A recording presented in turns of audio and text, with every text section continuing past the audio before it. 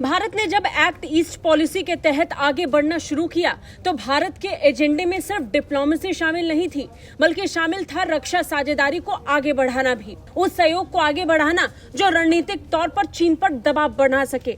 नतीजन भारत उन देशों के इतना करीब पहुंच गया जो चीन के सबसे बड़े दुश्मन हैं। इनमें एक देश है फिलीपींस। भारत और फिलीपींस आज की तारीख में मिलकर रक्षा साझेदारी को आगे बढ़ाने के लिए काम कर रहे हैं, युद्ध अभ्यास कर रहे हैं। इंडो पैसिफिक क्षेत्र में पहले से भारत और फिलीपींस मिलकर युद्ध अभ्यास में सहयोग को बढ़ा रहे हैं, जिससे पहले ही चीन चिढ़ा हुआ है और दूसरी तरफ भारत एक और ऐलान के साथ चीन की बेचैनी बढ़ाने वाला है। भारत और फिलीपींस अब अपने रक्षा सहयोग को बढ़ाने के लिए रणनीतिक बातचीत में सक्रिय हो चुके हैं, जिसमें फिलीपींस के लिए पनडुब्बियों को बनाना शामिल है। बड़ी बात यह है कि इसकी पुष्टि खुद भारतीय विदेश मंत्रालय की तरफ से की गई है। भारतीय विदेश मंत्रालय ने फिलीपींस के राष्ट्रपति फर्डिनेंड मार्कोस जूनियर की भारत यात्रा के दौरान आयोजित मीडिया ब्रीफिंग में इसकी घोषणा की।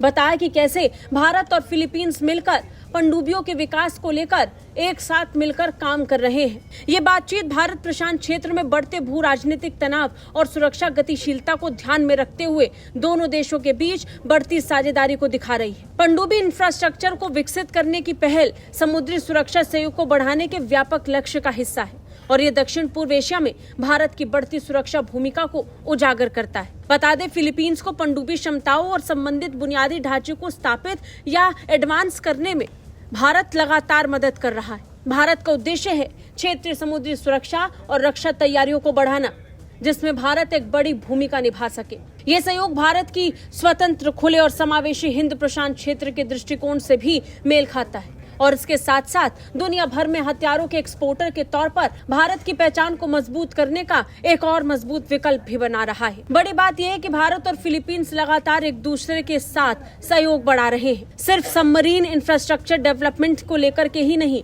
बल्कि इसके साथ साथ नए और बाकी व्यापार और सुरक्षा सहयोग समझौतों को लेकर के भी। दोनों देशों के आर्थिक और रणनीतिक संबंध पिछले कई सालों में जबरदस्त तरीके से मजबूत हुए हैं।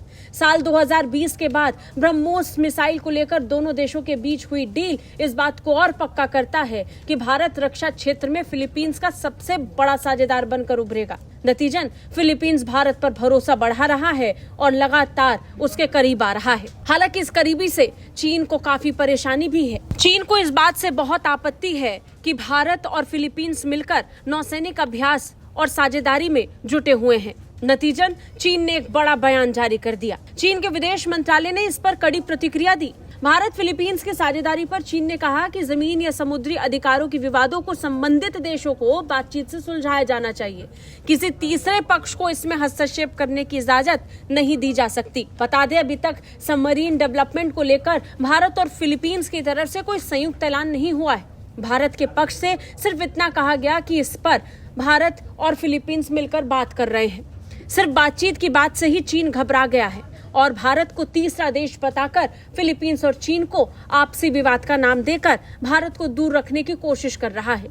लेकिन ये भारत और फिलीपींस की बढ़ती नजदीकियां हैं जो अब चीन को और परेशान करेंगी, क्योंकि समझौतों की ये बस शुरुआत है। ब्यूरो रिपोर्ट, भारत तक।